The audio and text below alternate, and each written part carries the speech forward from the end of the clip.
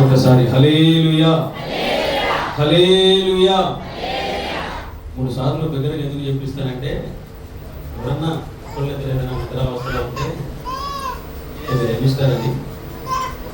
సరే, ఏదేమైనప్పటికీ మన ప్రభువును లోకరక్షకుడైన యేసుక్రీస్తు పరిశుద్ధ శ్రేష్టమైన నామంలో మరి ఈ 15వ తారీఖున కుటుంబ ఆశీర్వాద కూడిక తైలాభిషేక ప్రార్థన ఇప్పుడు వచ్చిన మీ అందరికీ యేసుక్రీస్తు నామంలో వందనాలు తెలియజేస్తున్నాను. మరి ఈ సమయాన్ని నాకు ఇచ్చినటువంటి దేవాది దేవునికి అట్లనే దైవజనులు ఆత్మీయ తండ్రి గారు అబ్రహాం రాజయ్య గారికి, దేవసేమ గారికి ప్రత్యేక వందనాలు తెలియజేస్తున్నాను. కొద్ది నిమిషాలు దేవుని మాటలు విందాం. మనం పాటలు పాడుతూ దేవుని స్తుతించడం మంచిది. అంతకన్నా ప్రత్యేకంగా ప్రాముఖ్యంగా దేవుని వాక్యం అనేది చాలా ప్రాముఖ్యమైనది. పాటలు ఎంతసేపు పాడామో వాక్యం అంతసేపు వినాలంటే మనం వినలేము. కనుక ఒక ఆరాధన అంటే పాటలు ఉంటాయి, ఆరాధన ఉంటుంది, మరి వాక్యం ఉంటుంది, కృతజ్ఞతలు ఉంటాయి. కాబట్టి ఇవన్నీ కలిపితే ఒక ప్రార్థన కూడిక. కాబట్టి ఈ కుటుంబ ఆశీర్వాద కూడిక మన జీవితంలో దేవుడు ఒక గొప్ప మేలు చేయాలంటే మనం ఏ విధంగా బ్రతకాలి, దేవుడు అసలు ఎట్లాగా, దేన్ని బట్టి దేవుడు ఆనందపడతాడు, మనం ఎట్లాగుంటే దేవుడు ఆనందపడతాడు, మనం ఏ విధంగా బ్రతికితే దేవుడు ఆనందపడతాడో ఒకసారి కీర్తన గ్రంథం 37వ అధ్యాయం 23వ వాక్యాన్ని చదువుతాం. కీర్తన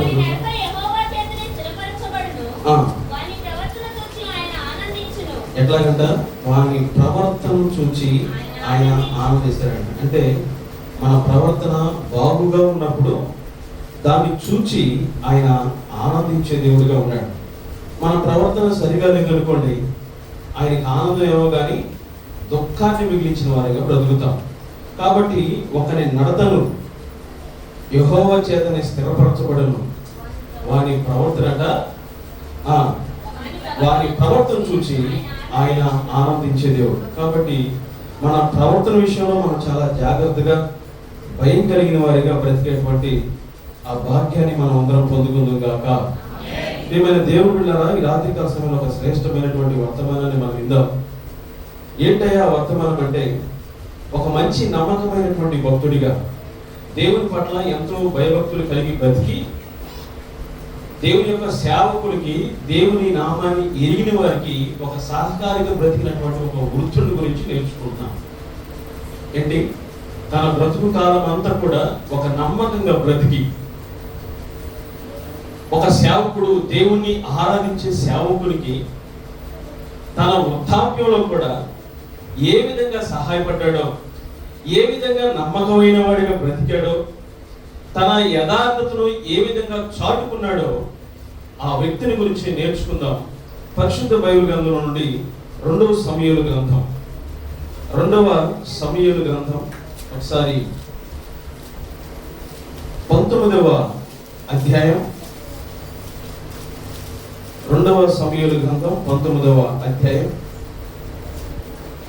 31, 32. మరియు గిలాదీయుడగు బర్జిల్లయి రోగేలీము నుండి యోర్దాను అద్దరికి వచ్చి రాజుతో కూడా నది దాటెను. బర్జిల్లయి 80 సంవత్సరముల వయసు కలిగి బహు ముసలివాడై ఉండెను. అతడు అధిక ఐశ్వర్యవంతుడు గనుక రాజు మహనాయిములో నుండగా అతనికి భోజన పదార్థములను పంపించుచూ వచ్చెను. చాలా 39వ వాక్యం చదువుతాం.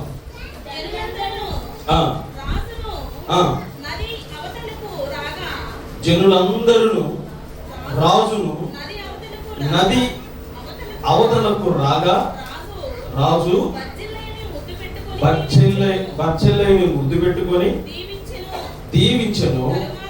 తరువాత బర్జిల్లయి తన స్థలమునకు వెళ్ళిపోయాను.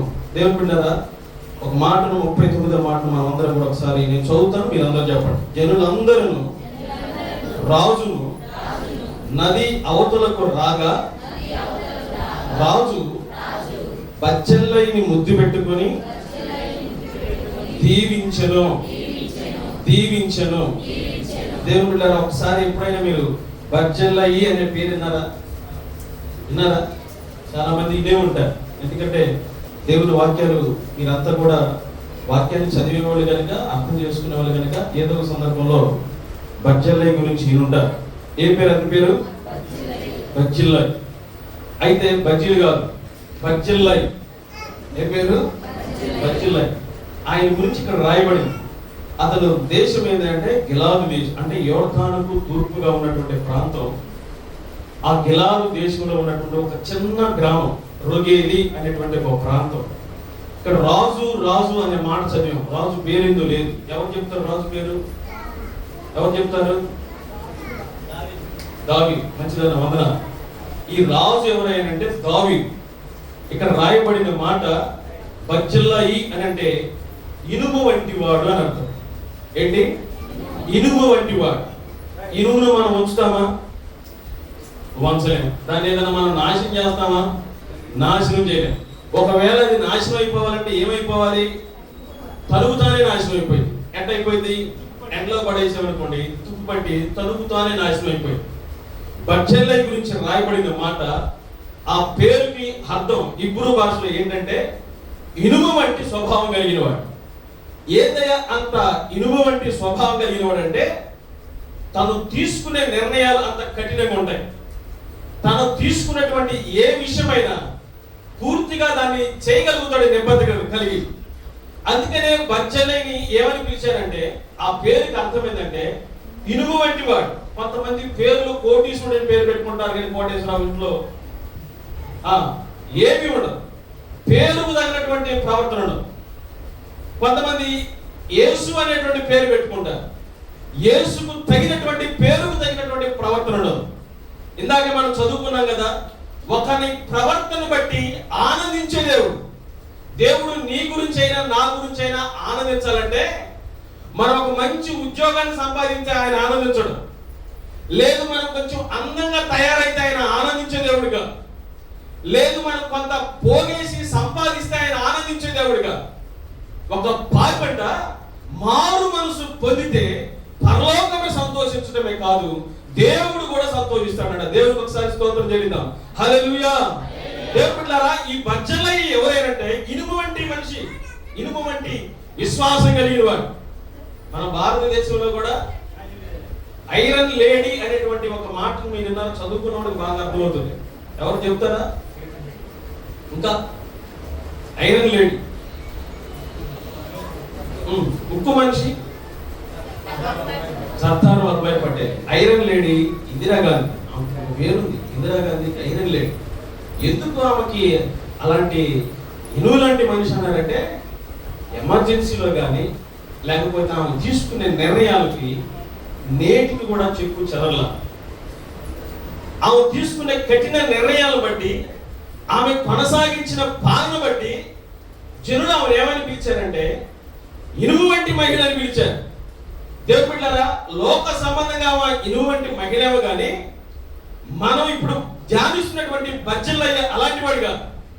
ఏమిటయ్యా ఇనుము వంటి ఒక ఆ పేరుకున్నటువంటి అర్థం ఏంటంటే ఒక నమ్మకంగా బ్రతికినవాడు, దేవుని సేవకునికి కష్టకాలంలో ఉపయోగపడినవాడు, దేవుని సేవకుని వెంబడించినవాడు. ఈ బచ్చెల్లయ్య గురించి ఇక్కడ రాయబడిన మాటలు మనం చదివితే ఏమిటయ్యా బచ్చెల్లయ్య చేసిన పని అంటే, దానికి ఒక చిన్న రాజు అన్నాం కదా, దావీదు యొక్క కొడుకు అబ్షలోము దావీదుని చంపాలని చూస్తున్నాడు. తన కడుపును పుట్టినటువంటి బిడ్డే తండ్రిని చంపాలని చూస్తా ఉంటే దావీదుకి అబ్షలోముని చంపడం పెద్ద పని కాదని, కొడుకును చంపిన తండ్రిగా బ్రతకకూడదని అబ్షలోముకి ఆ రాజ్యానికి సంబంధించిన అధికారాన్ని విడిచిపెట్టి ఏమీ లేని వాడిగా ఒలీవల కొండకు బయలుదేరుతూ పోతున్నప్పుడు మధ్యలో గాతుకు సంబంధించిన 600 మంది గిట్టీలు కొంతమంది కలిసి, అయ్యా నీవు ఎంత మంచి రాజువి, నీకు నీకు వచ్చినటువంటి కుటుంబ పరిస్థితులను బట్టి చూస్తూ ఉంటే నీ పక్కన మేము ఉండాలి, నీతో కూడా మేము వస్తాం, తింటున్నా లేకపోయినా, ఆపద వచ్చినా అపాయం వచ్చినా నీతో నడవడానికి మేము ఇష్టపడతామయ్యా. నువ్వేది తింటావో అదే తింటాం, నువ్వు ఎక్కడ బ్రతుకుతావో అక్కడే బ్రతుకుతాం, నువ్వు ఎలా జీవిస్తే మేము కూడా అలాగే జీవిస్తామని సుమారు 600 రాయబడింది. గిద్దీలు ఎంతమంది ఉన్నారో తెలియదు. నేను అనుకున్న సుమారు వారు కూడా ఒక 600 మంది అయితే సుమారుగా 600 నుంచి ఒక 1000 మంది జనాన్ని పోగేసుకొని వాళ్ళందరూ రామని దావీదని చెప్పలా, వారు ఇష్టపూర్వకంగా వచ్చారు. ఎట్లా వచ్చారు? దావీదు కాళ్ళకు చెప్పులు లేకుండా తల మీద దుమ్ము పోసుకొని ఏడ్చుకుంటూ పోతున్నప్పుడు దావీదు వెంట నిలబడిన జనాంగం వాళ్ళంతా కూడా దేవుని బిడ్డలారా, మనకి కష్టాలు కన్నీళ్లు బాధలు వచ్చినప్పుడు మన భుజం తట్టేవారు కానీ మన గురించి ఆలోచించేవారు లేకపోతే మనకి ఎంతో దుఃఖం వేస్తుంది. కష్టాలు వచ్చాయి, ఆదుకునే వాళ్ళు ఎవరు లేరు, బాధ వచ్చింది దాని గురించి అడిగేవాళ్ళు లేరు, లేదు ఇంట్లో ఏరుబడి చేస్తున్నటువంటి ఆర్థిక పరిస్థితుల గురించి అడిగేవారు లేకపోయినా మనకి ఎలా ఉంటుందంటే చాలా బాధ వేస్తుంది. కానీ దావీదుని అట్లా విడిచిపెట్టలా. ఆ క్రమంలో వాళ్ళంతా కూడా సాగిపోతున్నప్పుడు ఎంతమంది? సుమారుగా 600 మంది అనుకుందాం. ఈ 600 మందికి దావీదుకి ఈ బర్జిల్లయి అనేటువంటి వ్యక్తి ఉన్నాడు చూసారా, కొన్ని నెలల పాటు పోషించాడు. ఎంత ఆయన వయసు? 80 సంవత్సరాలు. ఏం చేస్తాడు? ఒక నమ్మకమైన వాడిగా బ్రతికాడు. అంతకన్నా ఆయనకి ఏముంది? మంచి ఐశ్వర్యం కలిగిన వాడు, ఐశ్వర్యానికి తగినట్లుగా ఒక గుణం కలిగిన వాడు, ఒక నమ్మకమైన వ్యక్తిగా బ్రతికిన వాడు. ఆయన బ్రతికే ఆయనకు అర్థం ఏమొచ్చే విధంగా ఉందంటే ఇనుము వంటి మనిషి. దేవునికి స్తోత్రం చేద్దాం. హల్లెలూయా. దేవుని బిడ్డలారా, ఆ బర్జిల్లయి ఏం చేశారంటే ఒకసారి 2వ సమూయేలు గ్రంథం 17వ అధ్యాయం చూడండి ఒకసారి. 2వ సమూయేలు గ్రంథం 17వ అధ్యాయం 27-29 వరకు చదవండి. దావీదు వచ్చినప్పుడు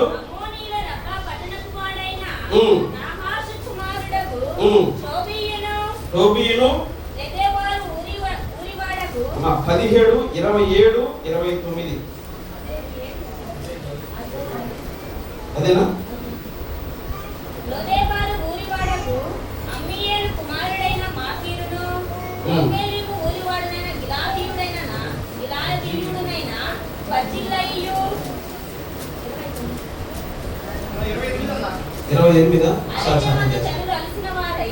అరణ్యమందు జనులు అలసిన వారై మంచిదన్నా ఆకలి కొని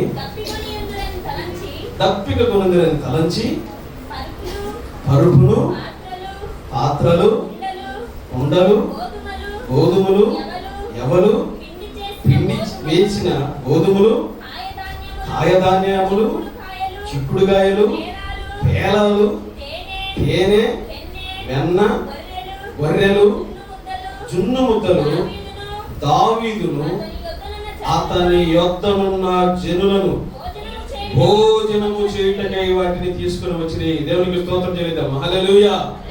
ఈ బర్జిల్లయి చేసిన పని ఏంటంటే దావీదు దగ్గరికి ఎలాంటివి తీసుకొని వచ్చాడు తెలుసా? తేనెను తీసుకొచ్చాడు. పుట్టక తేనె అమ్ముతారు మనకి, అది ఏ తేనె మనకు తెలియదు. కానీ దావీదు దగ్గర తీసుకొచ్చినటువంటి తేనె మామూలు తేనె కాదు, అడవి తేనె, జున్ను మొక్కలు, గోధుమలు, వారు పడుకోవడానికి పరుపులు, అడవిలో కూడా వారు సుఖాన్ని అనుభవించారండి. ఆ విధంగా పోషించాడు బర్జిల్లయి. అరే అబ్షాలోముని ఎదుర్కొని తన తండ్రికి సహాయం చేయడం మామూలు విషయం కాదు. అలాంటి గట్టి తీర్మానాన్ని తీసుకొని ఒక ధైర్యాన్ని పుంజుకొని దావీదుకి సహాయం చేసిన వాడిగా బ్రతికాడు. దావీదుకి ఆ విధంగా సహాయం చేస్తే ఇందాక మనం చదువుకున్నాం కదా 21వ అధ్యాయంలో, ఆ తర్వాత వచ్చిన మీరు చదువుకోండి, నేను త్వరగా ముగిస్తాను, టైం అయింది.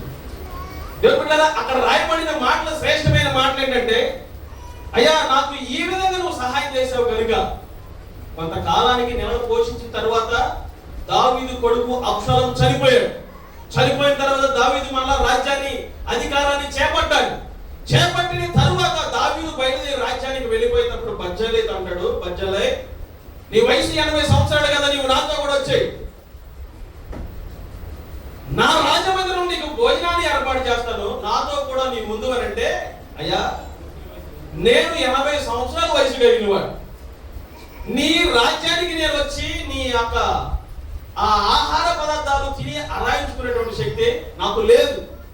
ఒకవేళ నీ రాజ్యంలో అందమైనటువంటి నాట్యాలు కనుక చేస్తే వాటిని ఎనగలిగినటువంటి చెవులు కూడా నాకు లేవు. ఒకవేళ నీ రాజ్య వైభవాన్ని చూడాలనంటే దానికి సంబంధించిన కనులు కూడా నాకు అది చేయట్లా. కాబట్టి నేను ఇక్కడే ఉంటాను. ఒకవేళ నీకు అంతగా అడుగుతున్నావు కనుక నీ దాసునైనా నేను ఈ రాజ్యంలోనికి నేను రాలేదు, కానీ నా కొడుకు ఉన్నాడు, కింహాము అనేటువంటి కొడుకు. ఆ కొడుకును తీసుకెళ్లి నీ రాజ్యంలో పెట్టుకోమంటే దావీదు చాలా గొప్పగా పరిశుద్ధ బైబిల్ గ్రంథంలో దావీదు ఒక దాసుని ముందు పెట్టుకునేటువంటి సందర్భం. దేవుని బిడ్డలారా, దావీదు బర్జిల్లయిని పిలిచి ఆ మాట అన్నందుకు దావీదును పిలిచి వృద్ధాప్యంలో ఉన్నటువంటి బర్జిల్లయిని, అప్పుడు దావీదు వయసు సుమారుగా 45-50 మధ్యలో ఉంటాయి. 40 సంవత్సరాలు దావీదు రాజ్యాన్ని పరిపాలన చేశాడు. 30 సంవత్సరాల వయసులో రాజ్యాన్ని ప్రారంభించాడు. 70 సంవత్సరాలు దావీదు బతికిన కాలంలో ఒక దాసుని ముద్దు పెట్టుకున్నటువంటి సందర్భం. ఎందుకు దాసుని ముద్దు పెట్టుకోవాల్సి వచ్చిందంటే తన యథార్థతను బట్టి, తన నమ్మకాన్ని బట్టి. దేవుని బిడ్డలారా, ఈ బర్జిల్లయి గురించి మనం నేర్చుకోవాల్సింది ఏంటంటే ఒక నమ్మకమైన వాడిగా బ్రతికాడు. పరిస్థితులు ఎలాగున్నా, అనుకూలంగా ఉన్నా లేకపోయినా, తనకు కలిగినటువంటి ఐశ్వర్యాన్ని 80 సంవత్సరాలు, నేటి కాలంలో 70 ఉంటేనే మనకి ఎన్నో రోగాలు. 80 సంవత్సరాల నుండి దావీదు కొరకు తను పడిన కష్టం అంతా ఇంతగా పరుపునిచ్చాడు. ఆహారాన్ని, చిక్కుడుగాయల్ని, గోధుమల్ని, పిండిని ఆ దాసునికి ఎక్కడ కూడా అరణ్యంలో ఏ నొప్పి లేకుండా చూసుకుంది ఎవరైనా బర్జిల్లయి. దేవుని బిడ్డలారా, తన యథార్థత ఏ విధంగా చేసిందంటే ఒక సేవకుడికి సహాయం చేసే విధంగా ఉంది. మన బ్రతుకులో ఎప్పుడైనా సేవకులకి సహకారులుగా మనం బ్రతుకుతున్నాం, ఆలోచన చేసుకోవాలి. దేవుని బిడ్డలారా, అబ్రహామును బట్టి ఇస్సాకును దేవుడు దీవించాడు. ఇస్సాకును బట్టి యాకోబును దేవుడు దీవించాడు.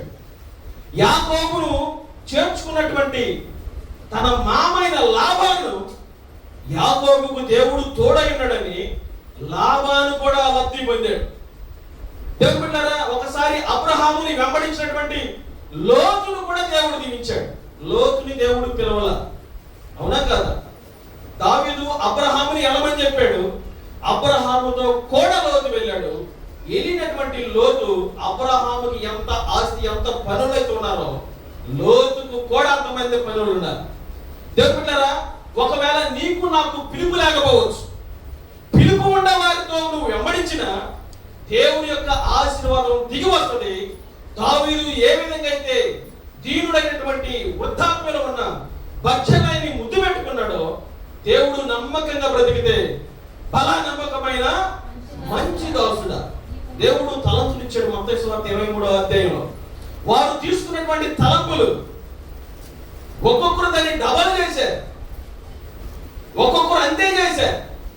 ఒకడు ఏం చేశాడు తెలుసా? దాన్ని తీసుకెళ్లి భూమిలో బుడిచిపెట్టాడండి. నీవు కఠినుడు అని నేను ఎరుగుదును, దాని గురించి నువ్వు మనల్ని ఎక్కడుగుతావని, నీది నీకు అప్పగిస్తే చాలని ఆ దాసుడు ఆ తలంపు తీసి ఎవరికి ఇచ్చాడు? యజమానుడికి ఇచ్చాడు. దేవుని బిడ్డలారా, ఆ దాసునికి పెట్టిన పేరు ఏంటంటే చెడ్డ దాసుడు. ప్రయాసపడి ఆత్మను సంపాదించినటువంటి బిడ్డలకేమో నమ్మకమైన మంచి దాసుడా, నువ్వు ఎక్కడుంటావంట? రాజ్యంలోనే ఉంటావు, నీ కొరకు అధికారం ఉంది. దేవుని బిడ్డలారా, మనం బ్రతికే బ్రతుకులో దేవుడు ఆనందింపబడాలంటే మనం నేర్చుకోవాల్సింది ఏంటంటే మన ప్రవర్తన ఎలా ఉండాలి, మన నడత దేవుణ్ణి ఆనందపరిచేదిగా ఉండాలి. ఒకసారి 147వ కీర్తన ముగించుకుందాం. 147వ కీర్తన 11వ అధ్యాయం. తన యందు భయభక్తులు గలవారి యందు, తన కృప కొరకు కనిపెట్టువారి యందు యెహోవా ఆనందించువాడై ఉన్నాడు. ఇంకొకసారి చూద్దాం మాట. తన యందు భయము భక్తులు గలవారి యందు, కృప కొరకు కనిపెట్టుకుని వారి కొరకు యెహోవా ఆనందించువాడై ఉన్నాడు. నిజంగా దేవుడు ఈ రోజుల్లో మనం చూస్తే చాలా మందికి భక్తి ఉంటుంది కానీ భయం ఉన్నట్ల, చాలా మందికి భయం ఉంటుంది కానీ భక్తి లేకుండా బ్రతుకుతున్నారు. భయభక్తులు పగలు రాత్రి ఎలాగో భయభక్తులు, తల్లిదండ్రులు, ఇలాంటి పదాలు మనం వింటాం. వాటిని విడదీయడానికి వీలే. భయము భక్తి లేకుండా దేవుణ్ణి నువ్వు ఎంత ఆరాధించినా అది వ్యర్థమే. ఆయన కృప కొరకు నీవైనా నేనైనా కనిపెట్టుకుంటే ఆయన మన దేవుని పట్ల మనం ఇచ్చిన భక్తిని బట్టి, యథార్థతను బట్టి, బర్జిల్లయి ఏ విధంగా అయితే సహకారిగా బ్రతికాడో, బర్జిల్లయి ఏ విధంగా అయితే దావీదుకి సహకారంగా బ్రతికాడో, దావీదు పోతూ ముద్దు పెట్టుకొని వారందరూ కూడా ఆ గ్రామంలో ఉన్నటువంటి జనందరూ బయలుదేరి వచ్చారు. యోర్దానుకి అవతల వైపున ఉన్నటువంటి ఆ ప్రాంతానికి దావీదుని విడిచిపెట్టి వారందరూ కూడా ఎంతో సంతోషంగా, ఒకవైపు బాధ ఉన్నప్పటికీ ఆయన రాజు కదా, ఆయన విడిచిపెట్టి వెళుతున్నప్పుడు వారందరూ కూడా ఎంతో దుఃఖంతో బాధతో ఉన్నప్పటికీ బర్జిల్లయిని దగ్గర తీసుకొని ముద్దు పెట్టాడు. దేవుని బిడ్డలారా, దేవుని వాక్యంలో రాయబడిన మాట, పగవాడట లెక్కలేనన్ని ముద్దులు పెడతాడంట. పగవాడు ఏం చేస్తాడు? లెక్కలేనన్ని ముద్దులు పెడతాడు. దేవుని వాక్యంలో రాయబడింది, ఇస్కరేతు యోధ, అయ్యా నీకు శుభం అంటున్నాడు. శుభమని మెడ మీద పడి ముద్దు పెట్టుకొని ఈయన యేసు అని అంటున్నాడు. దేవుని బిడ్డలారా, ఆ ముద్దుకి ఇక్కడ దావీదు పెట్టుకున్న ముద్దుకి చాలా తేడా. తప్పిపోయిన కుమారుడు వచ్చాడే, వ్యాధంతో పశ్చాత్తాపం, తండ్రి దగ్గర కూలివాడిగా బ్రతుకుతాను, కుమారుడు కాదు నేను, కూలివాడిగా ఉంటే చాలు అని పశ్చాత్తాపడి వచ్చాడే, తండ్రి పెట్టుకున్నాడు ఒక ముద్దు. అదే ముద్దు? పాపాన్ని క్షమించే ముద్దు. ప్రేమ కలిగినప్పుడే ముద్దు పెట్టుకుంటాం. పిల్లగాడు ఎప్పుడు ముద్దు పెట్టుకుంటాం? ఎప్పుడు చక్కగా తీసుకుంటాం? వాడు ముద్దు వచ్చినప్పుడు తీసుకుంటాం. చక్కగా తలస్నానం చేసి పౌడర్ గేటర్ కొంచెం రాసి వాడు మన దగ్గర తీసుకొచ్చినప్పుడు ముద్దు పెట్టుకుంటాం. చిప్పరిగా ఉంటే ఎవరైనా ముద్దు పెట్టుకుంటారా? బాగలేదు, బట్టలు బాగలేదు, మురికిగా ఉన్నాడు, ఎవరైనా ఎత్తుకొని ముద్దు పెట్టుకుంటారా? నిజంగా అట్లా కొన్నా కూడా ముద్దు పెట్టుకునేది ఎవరైనా తల్లి, ఎవరు పెట్టుకోరు. కాబట్టి దేవుని బిడ్డలారా, మనం నేర్చుకోవాల్సింది ఏంటంటే, నేను ముగిస్తున్నా, అయిపోయింది ఆ మాట. దేవుడు ఒక బర్జిల్లయిలాగా బ్రతకాలని మనం కోరుకుంటాడు. ఏంటి బర్జిల్లయి నుంచి మనం నేర్చుకున్నదంటే, నమ్మకమైన వాడిగా బ్రతకడం, యథార్థంగా బ్రతికాడు. తన స్థితిని తెలుసుకున్నాడు. అయ్యా వృద్ధాత్మలు నాకు ఆటపాటలు అవసరం లేదు, విందు వినోదాలు అవసరం లేదు, కనులకు అందంగా కనపడాయి నేను చూడాల్సిన పని లేదు, నేను నా దేశంలోనే బ్రతుకుతా. తన స్థితిని తెలుసుకున్నాడు. ఇంకొకటి, తన కుమారుడిని దీవించమని ఆ వాక్య రిఫరెన్స్ కూడా ఉంది. ఏంటంటే తర్వాత కాలంలో ఆ కింగ్హాము అనేటువంటి వ్యక్తి బ్రతికిన కాలం అంతా కూడా దావీదు దగ్గర భోజనం వాళ్ళ దగ్గరే ఉన్నాడు. చాలా మందిని పోషించాడండి దావీదు, ఒకళ్ళే కాదు, ఇత్తయిని పోషించాడు, మెఫీబోషెతును పోషించాడు, ఆ తర్వాత కాలం కింగ్హామును పోషించాడు. బైబిల్లో రాయబడిన వాళ్ళు అనేక మంది ఉన్నారు. మన పరమ దావీదు కొరకు పడుతున్నటువంటి దేవాతి దేవుడు నమ్మకంగా, యథార్థంగా స్థితిని తెలుసుకొని మనం బ్రతికితే, ఒక బర్జిల్లయిలాగా మనం బ్రతికితే, దేవుడు మన యథార్థతను చూసి మన విశ్వాసాన్ని ఆయన ఒక పేరు పెడతాడు. ఆ పేరు ఏంటంటే, ఇనుము వంటి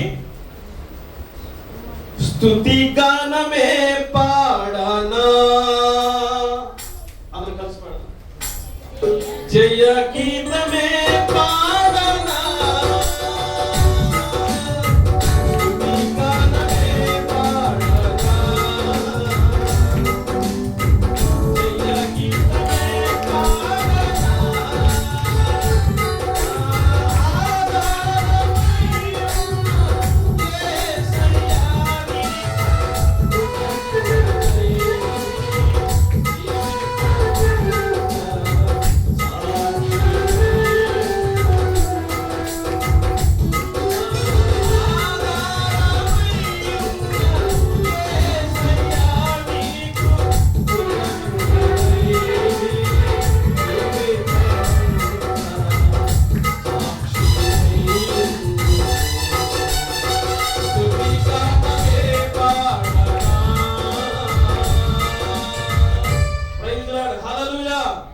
బర్జిల్లయిలాగా నమ్మకంగా బ్రతికే కృపను దేవుడు దయచేయును గాక. భయభక్తులు కలిగి జీవించేటువంటి కృపను దేవుడు దయచేయును గాక. మన నడక, మన ప్రవర్తన దేవునికి ఆనందాన్ని తెచ్చే విధంగా మనం అందరం కూడా బ్రతుకుదుము గాక. మన ఆత్మీయ మేలు నిమిత్తమై దేవుడు ఈ వాక్యాన్ని దీవించును గాక. సమయం ఇచ్చిన దయగలిగి నా ప్రత్యేక వందనాలు. హల్లెలూయా. సోదరుడు జేపీ గారు ప్రార్థన చేస్తారు.